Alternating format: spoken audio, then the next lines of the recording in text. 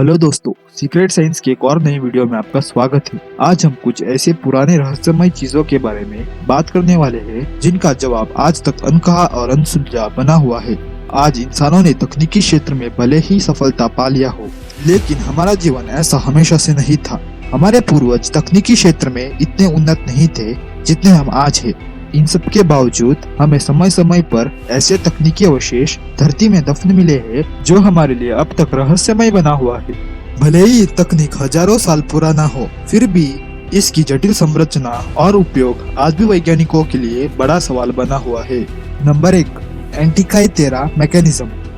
1901 में Greek island एंटिकाइथेरा के तट पर एक पुराना डूबा हुआ जहाज का मलबा मिला था। जहां से एक लकड़ी का बक्सा बरामद किया गया जिसके अंदर हजारों साल पुराना एक एनालॉग कंप्यूटर था जिसका नाम दिया गया है एंटिकाइथेरा मैकेनिज्म। माना जाता है कि इस कंप्यूटर को ग्रीक वैज्ञानिकों ने हजारों साल पहले निर्माण किया था। इसको दुनिया का पहला कंप्यूटर माना जाता है जो कि 2000 साल पुराना है। ये कंप्यूटर एक बेहद ही जटिल मैकेनिज्म से बना है।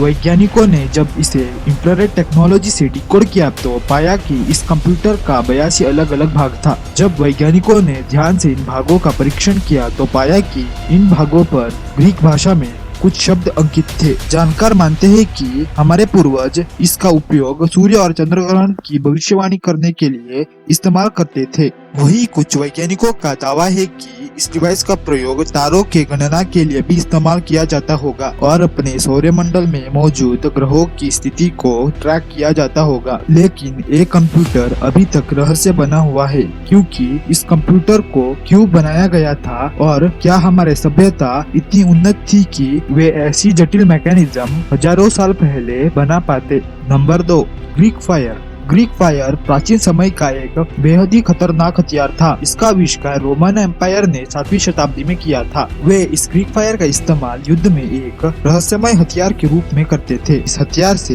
एक तरल पदार्थ निकलता था जो आग के लपटों से घिरा हुआ होता था और इस आग का इस्तेमाल रोमन अपने दुश्मन के जहाज पर करते थे। ये आग इतनी भयंकर होती थी कि कुछ ही समय में दुश्मन की सेना को जलाकर राख कर देती थी। इस आग का यह खासियत थी कि ये आग पानी पर भी जलता था और इस पर पानी का कोई भी असर नहीं होता था। इस आग को केवल मिट्टी और सिरके से ही बुझाया जा सकता था। इस आग को रोमन शासकों द्वारा एक बेहद ही खास और खुफिया तरीके से बनाया गया था जिसके बारे में आज भी किसी को जानकारी नहीं है। ग्रीक फायर बनाने का तरीका सिर्फ कुछ खास लोगों को ही पता था, इसीलिए समय के साथ ही यह तरीका भी विलुप्त हो गया।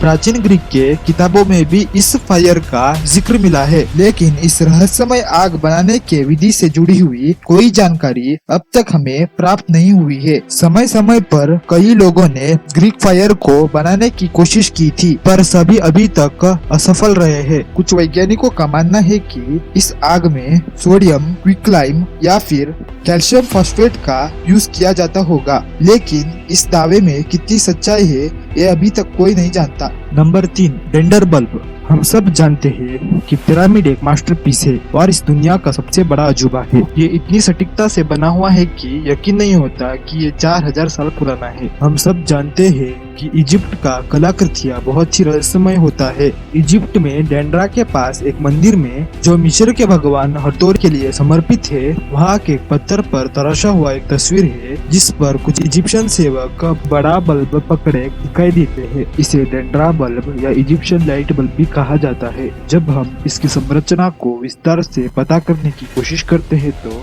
हमें उस लाइट बल्ब में एक सांप जैसा आकृति दिखाई देता है।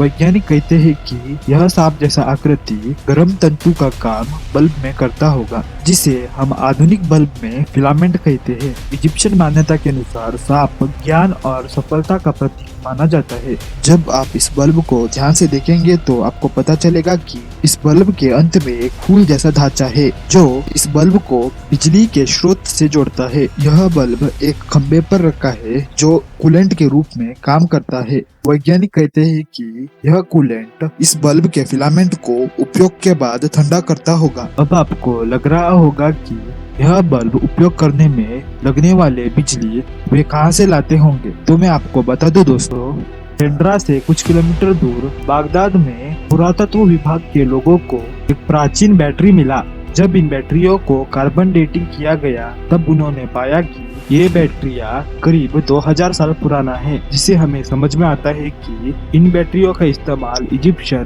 प्राचीन बल्ब जलाने में करते होंगे। और जब वैज्ञानिकों ने इस बल्ब के मॉडल को बनाने की कोशिश की तब पाया कि यह बल्ब वास्तव में काम करता है। Number 4, the Viking Ulfberht sword. ये तलवारें इतनी दुर्लभ है कि पूरी दुनिया में सिर्फ 170 ही ऐसे तलवारें पाए गए हैं। इस तलवार का ब्लेड इतना तेज था कि ये तलवार हड्डियों को और अन्य तलवारों को एक सस्ती कांच की तरह तोड़ कर रख देता था। इस खतरनाक हथियार को 9वीं और 10वीं शताब्दी के बीच बनाया गया था।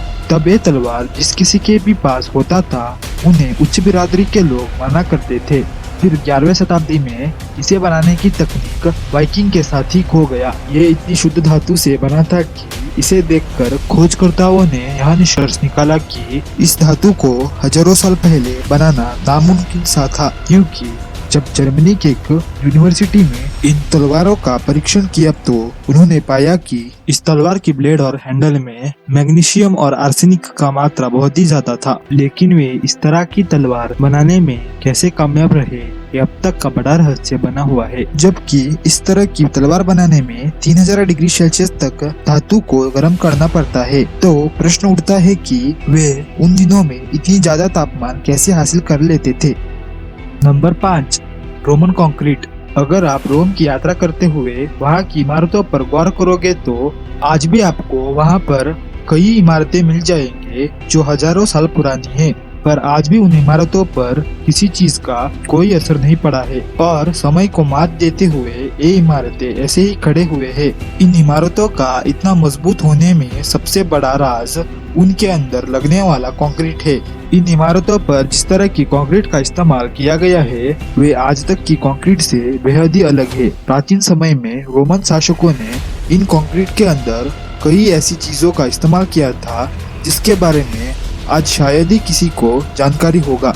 रोमन कंक्रीट में इस्तेमाल करने वाले कुछ खास चीजों के कारण ये इमारतें हजारों सालों से ऐसे ही बने हुए हैं, जबकि आज के समय में बनाया जाने वाला कंक्रीट करीब 100 से 150 साल तक किसी बिल्डिंग को बनाया रख सकता है और इतने समय के बाद उस कंक्रीट का टूटना स्वाभाविक है। कुछ रोमन निवासियों का कहना है कि उन दिनों के उन कंक्रीट में रोमन शासक ज्वालामुखी का राख भरते थे, क्योंकि ज्वालामुखी के राख में पाए जाने वाले कैल्शियम, फेल्डस्पार, सिलिकेट और अन्य केमिकल्स कंक्रीट को मजबूत करने में मदद करते हैं। इस कारण उन इमारतों पर कभी भी कोई दरार नहीं होती थी। और दुख की बात यह है कि इस कंक्रीट को बनाने की तकनीक समय के साथ ही विलुप्त हो गई। आज के आधुनिक तकनीक और विशेष तरह की केमिकल होने के बावजूद भी हम इस तरह का कंक्रीट का निर्माण करने में असफल रहे हैं।